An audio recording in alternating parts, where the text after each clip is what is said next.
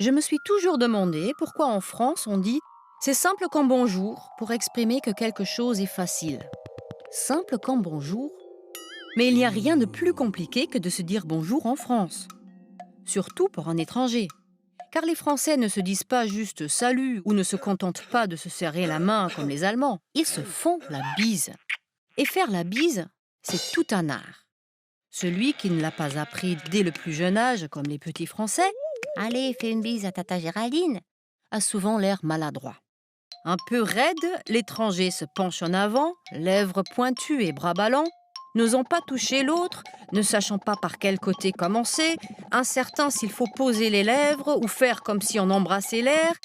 Ne riez pas, les pauvres élèves allemands en échange scolaire connaissent tous ce terrible moment de gêne quand ils se trouvent face à leur famille d'accueil et que tout le monde n'a qu'une idée en tête, leur faire la bise. Pour faire la bise, on doit se poser 4 questions. Quand, qui, comment, combien. Quand? Quand on se retrouve pour les loisirs, parfois le matin au travail et toujours quand on arrive chez des amis. Il est évident que le temps d'embrassade est proportionnel au nombre d'amis. Si vous débarquez dans une soirée où se trouvent déjà 15 personnes, vous avez le temps de mourir de faim avant de passer au buffet.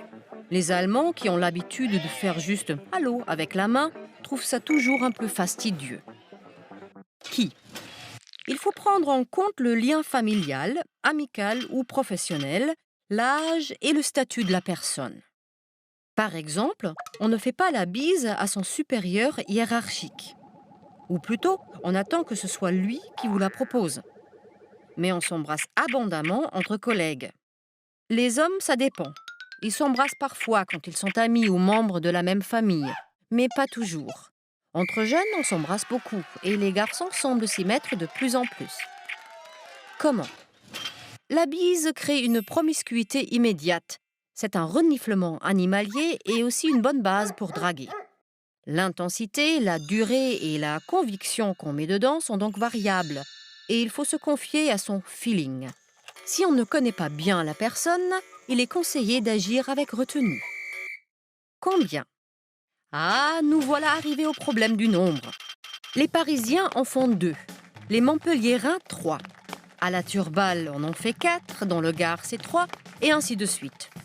Quand on ne sait pas d'où vient une personne, on peut facilement vivre un moment de flottement déstabilisant. Car il est très désagréable de tenter une 3e bise quand la personne visée se détourne déjà. Ou de s'arrêter après 2 bises quand l'autre meurt d'envie de vous en faire 4. Mais j'ai remarqué que même les Français ne savent pas avec précision combien de bises on fait selon les régions. On me dit qu'à Strasbourg c'est 2, puis 3, puis 2. Un originaire de Nemours affirme qu'ils en font 4.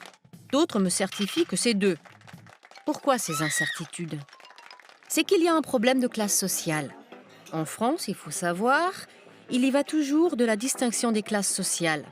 Pour faire court, on pourrait dire que les bourgeois, qui sont souvent radins, on le sait, se contentent de 2 bises, tandis que les prolos ne comptent pas et s'arrêtent rarement avant 4. Bref, tout ça rend la vie compliquée aux étrangers qui ne savent jamais trop comment se comporter. D'ailleurs, le sujet est tellement complexe qu'il existe même des sites internet avec des cartes de France de la bise, très utiles pour le touriste comme pour l'autochtone.